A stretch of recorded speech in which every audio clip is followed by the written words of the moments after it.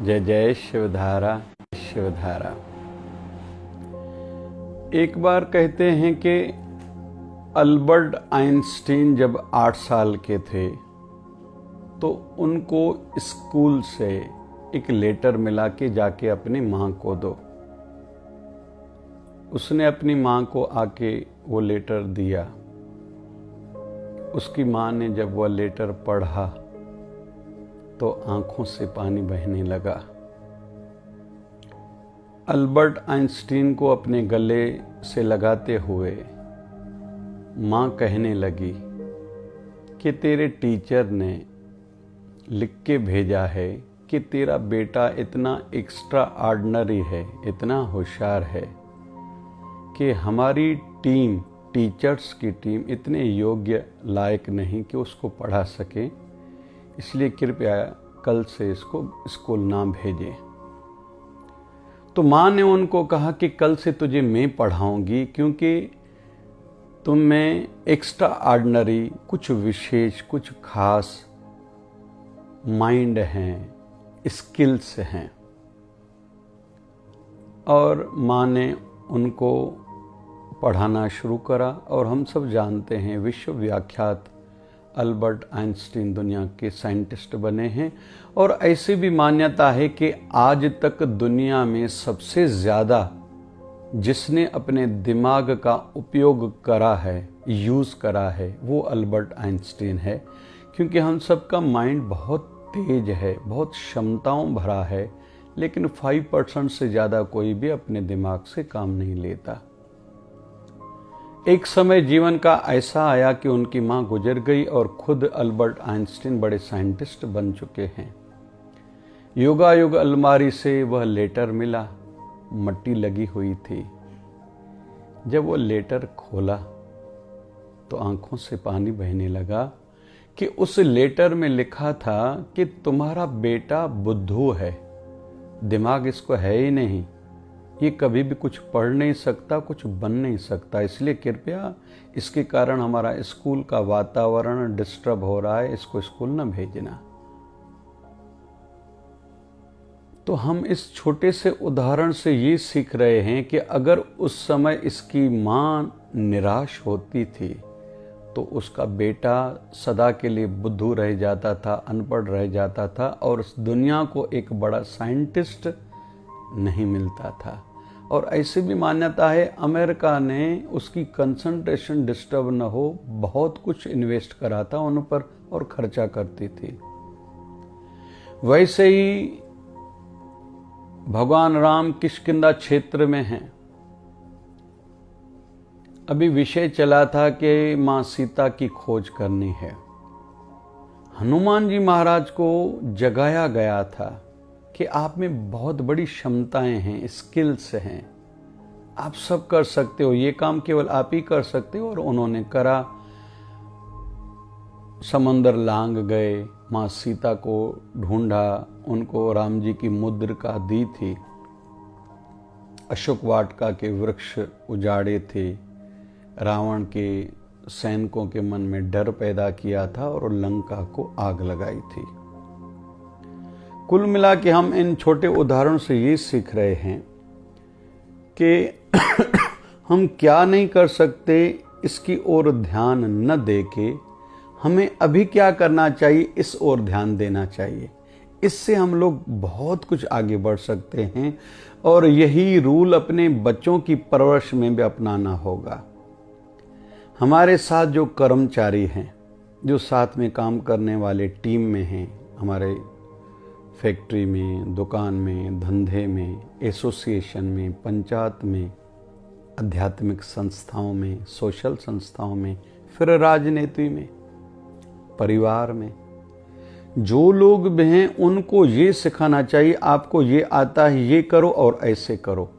आपको ये नहीं आता, आप कुछ नहीं कर सकते, कभी भी किसी को टोकना रोकना नहीं चाहिए कि जाके वो कल चल के निराश हो जाए, हताश होकर बैठ जाए, उसका जीवन खराब हो जाए, उसके कारण कईयों का जीवन प्रभावित हो, इफेक्टेड हो। क्योंकि कई उन पर डिपेंड भी होंगे, आधारित भी होंगे। तो केवल हमारे काम करने और सोच के ढंग को बदलना है। स्टूडेंट्स को मैं अक्सर कहता हूं, हर साल कम से कम 1%, वैसे तो 5%, आपको अपना रिकॉर्ड तोड़ना है। पिछले साल कितनी फाइनल एग्जाम में मार्क्स ली थी, अभी उससे तो ज़्यादा लेनी है। दूसरों से कंपटीशन करके, क्योंकि कुछ न कुछ तो उनसे ज़्यादा होंगे तो निराश हो जाएगा। कम वालों को देख के अहंकार आ जाएगा, मैं अभी होशियार हो गया हूँ, तो दोनों स्थिति में उनकी गाड़ी रुक जाती है। वैसे ही धंधे व्यापार में भी वो मुझसे ज़्यादा पैसे कमा रहा है, इनसे तो मैं अच्छा हूँ, दोनों परिस्थितियों में केवल नेगेटिविटी आएगी। वो मुझसे होशियार है, मुझ में काबिलियत स्किल्स कम है, मैं कुछ कर नहीं पाता, मुझे तो कुछ आता नहीं, मैं तो अनपढ़ हूँ, मैं तो सीखा हुआ नहीं हूँ, मुझे किसी का सहयोग नहीं है। तो बढ़ते हुए को देख के निराशा आएगी। जो खुद से कम वाले हैं, फिर अहंकार आएगा, मैं आज कुछ बन चुका हूँ। दोनों स्थिति में प्रगति, उन्नति, तरक्की रुक जाएगी। घर परिवार में गृहिणियाँ बहनें जितनी, देवरानी जेठानी के बीच में अक्सर, फिर ननंद भाभी के बीच में भी इस प्रकार की कंपटीशन चलती है। मुझे नया कुछ व्यंजन भोजन में से बनाना सीखना है, मेरी सजावट अच्छी हो, मेरा बोलने का अंदाज अच्छा हो, मेरे चाल चलन में नम्रता हो, सदाचार हो, प्यार हो, अपनापन हो, ये अपनाना चाहिए। ये सबको सिखाना है। आपको ये नहीं आता, कभी भी नहीं बोलना चाहिए। ऐसे ही आध्यात्मिक जगत में हमारे जितने भी गुरु भाई या बहन हैं, जूनियर हैं, उनको कहें आपको ये करना चाहिए, आपको साधना में कम से कम 20 मिनट बैठना चाहिए। अनाज थोड़ा कम खाओ अगर साधना बढ़ानी है तो। थोड़ा बोलना भी कम करना चाहिए। फजूल का देखना सुनना भी कम चाहिए। संसारियों के साथ मिलना थोड़ा कम करो। सत्संग बढ़ाओ। गुरुदेव से मूर्ति के सामने बातें करना बढ़ाओ। प्यार बढ़ाओ। अपने हाथ से फूलों की माला सजाओ, गुरुवर को पहनाओ, वाज धूप करो, कपूर जलाओ, भोग लगाओ। ये सिखाना है। ये नहीं कहना कि तुम नए हो, तुम्हें कुछ नहीं समझता। थोड़ा काम करने के अंदाज को बदलना है। ऐसे ही खुद के लिए भी, मेरे जीवन में उतार चढ़ाव क्यों आए, कठिनाइयाँ क्यों आई, ये घटना क्यों घटी, क्यों को केवल 10% देना है, वाई को हो कैसे अभी मुझे आगे बढ़ना है, इसको 90% समय भी, समझ भी और संपत्ति भी इसी पर लगानी है। हो कैसे मैं आगे बढ़ूं, चिंतन करें, खूब बैठें, समय देना पड़ेगा।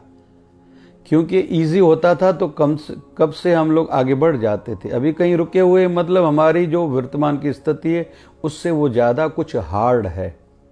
अभी ज़्यादा चिंतन मेहनत करनी पड़ेगी। हो सकता है किसी से पूछना पड़े, समझना पड़े, सीखना पड़े और करना भी होगा। समझ भी इसी पर लगानी है। मेरी जीवन की गाड़ी क्यों रुकी हुई है, नहीं समझ में आ रहा, किससे पूछें, सीनियर से पूछें। और सत्संग और बुद्ध पुरुषों का, बुजुर्गों का मार्गदर्शन यहाँ बड़ा काम करता है। और संपत्ति खर्चा भी करना है ना, शरीर के इस भाग पर करें, इस भाग पर रिमेनिंग जितना शरीर, उस पर खर्चा करने का ज़्यादा फर्क नहीं पड़ता। कपड़ों के माध्यम से कितना प्रभाव डालेंगे, इम्प्रेशन दूसरों पर डालेंगे। सोना पहनने से, महंगी मोबाइल हो या जो भी चीज़ें लोग करते, महंगी कार, कितना प्रभाव। ये इनिशिएट करने के लिए, शुरुआत करने के लिए तो ठीक है। परमानेंट किसी के दिल पर प्रभाव छोड़ना है और आगे बढ़ना है, भले अपनी बिजनेस हो, फील्ड फैकल्टी हो, घर में हो, इज्जत बढ़ानी है, तो उसके लिए तो यहाँ काम करना पड़ेगा। स्मार्टनेस को, अपने माइंड को शार्प बनाना पड़ेगा। लेकिन युक्तियों भरा, किसी को उससे नुकसान न पहुंचे, विन विन वाली पॉलिसी हो। मैं भी बढ़ूं, दूसरे भी बढ़े, मैं भी खुश रहूं, दूसरों की भी खुशी बढ़े, मेरा सुख बढ़े, दूसरों की सुख में आंच न आए, यह सोच हो। तो थोड़ा सोचने के अंदाज को, काम करने के तरीके को बदलना है बस। हमारे सदगुरुदेव भगवान 1008 सदगुरु स्वामी शिव भजन जी महाराज कहा करते थे, simple living with high thinking. रहो भले सिंपल, दिखो सिंपल, थिंकिंग आपकी हाई हो, सोच ऊंची हो, जीवन में कुछ कर गुजरने वाली सोच होनी चाहिए। केवल मैं खाऊं नहीं, पहले दूसरों को खिलाना है, फिर खाऊंगा। दूसरों का ध्यान रखना है, ज्यादा से ज्यादा लोगों के लिए करना है। मुझ पर आके पड़ा है, हाँ आप पर है, आप दुनिया के लिए करोगे। जैसे भगवान बुद्ध ने कहा था, जब तक दुनिया में एक भी व्यक्ति ऐसा है जिनको मोक्ष नहीं मिला, तब तक मैं मोक्ष ग्रहण नहीं करूंगा। मतलब सबके लिए इतना सद्भाव है। हमारे गुरुदेव भगवान 1008 सदगुरु स्वामी शिव भजन जी महाराज हमें बचपन में सिखाते थे। क्या नया सेवा के संदर्भ में, जनता जनार्दन की सेवा के संदर्भ में नया सोचा है। और यही सोच के तो हम जय शिवधारा धाम में गौशाला भी खोलने जा रहे हैं, वृद्धाश्रम भी खोलने जा रहे हैं। वृद्धों के लिए भी दरवाज़ा खुला है, उनकी सेवा करेंगे। ध्यान केंद्र जहां आके हर कोई खुद को एकाकार करे, कंसंट्रेटेड करे, फोकस एक फील्ड फैकल्टी पर कर सके, आध्यात्मिकता में भी उन्नति करे, संसार में भी उन्नति करे। मल्टी स्पेशलिस्ट हॉस्पिटल जहां कम पैसे में बहुत लोगों को ज़्यादा से ज़्यादा लाभ मिले। 5वां गुरुकुल जहां संत तैयार हों, चलती फिरती घूमती फिरती मूर्तियां जहां जाएं उस स्थान को तीर्थ बनाएं, पवित्र बनाएं और जनता जनार्दन के मन में आशावादी विचार बनाएं। प्रभु भक्ति, राष्ट्र भक्ति, मानवता के लिए कुछ कर गुजरना है ऐसा सिखाएं। खुद के साथ दूसरों का भी कल्याण करें। और 6वां वहाँ प्रकल्प जो चल रहा है, वहाँ 4 धाम मंदिर। हर कोई बद्रीनाथ रोज नहीं जा सकता। एक ही स्थान पर आए, बद्रीनारायण का भी दर्शन हो, रामेश्वरम का भी दर्शन हो, द्वारकानाथ का भी दर्शन हो, जगन्नाथ का भी दर्शन हो। तो ये गुरुदेव की दी हुई प्रेरणाओं के फल रूप में आज विचार चला है, जमीन ली है। अभी वर्तमान में सत्संग हाल का काम चालू है। निवेदन है, सभी आइए, तन मन धन से जुड़िए। उसी सत्संग हाल में कईयों को मार्गदर्शन मिलेगा, जीवन जीने का ढंग सिखाया जाएगा, यही प्रकार की सोच दी जाएगी। तो हमें क्या करना है, इस पर चिंतन करना है। क्यों बाधा आई केवल 10%, क्या करूं, कैसे आगे बढ़ूं 90%, इस पर दिमाग लगाएं। ऐसे ही दूसरों को जगाने के लिए, गिरते हुओं को उठाने के लिए, उनके उत्साह बढ़ाने के लिए हमें काम करना है। हमने किसी को रोटी खिलाई, कितने दिन खिला पाएंगे। हमने किसी को जल पिलाया, कितनी बार पिला पाएंगे। हमने किसी को रहने के लिए घर दिया, कितनों को दे पाएंगे। उससे अच्छा है हर किसी को अपने पैरों पर खड़े हो जाओ, उठो भाई, जागो। स्वामी विवेकानंद महाराज, तब तक कर्म करते रहो जब तक तुम अपने लक्ष्य को न पाओ। अपनी पसीने की कमाई से खाओ। अपनी आध्यात्मिक उन्नति, मार्गदर्शन हम करेंगे, आध्यात्मिक उन्नति करो। इसी जन्म में मोक्ष पाना भैया, इसी जन्म में साक्षात्कार पाना। तुम्हारी आंख जब आखिरी बार बंद हो, उससे पहले उस संसार के रचयिता के अंदर में अनुभूति हो जाए, हंसते हुए संसार से तुम्हारी विदाई हो, आनंद में जीते जी तुम्हारा जीवन का संसारी काम भी सब पूरे होते जाएं, जो भी संभव हैं, और जो नहीं होते उसके लिए असंतुष्टि, निराशा मन में न हो। तेरे फूलों से भी प्यार तो तेरे कांटों से भी प्यार, तू जो भी दे दे मेरे सदगुरु मुझे सब है स्वीकार। ऐसी भावना हो, रजा में राजी रहने का भाव हो। तन के दुख हैं, मन के दुख हैं, धन के दुख हैं, समाज के, परिवार के, उसमें दुखी न रहना।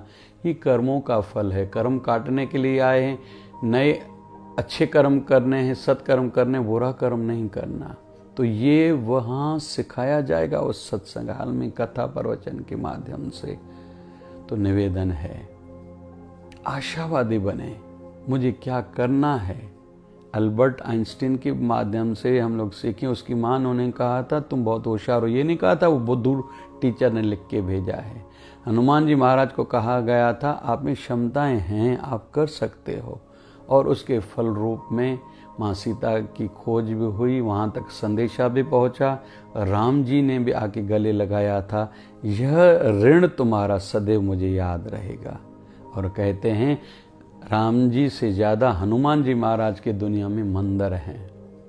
केवल उनको ये कहा गया था आप में क्षमताएं हैं।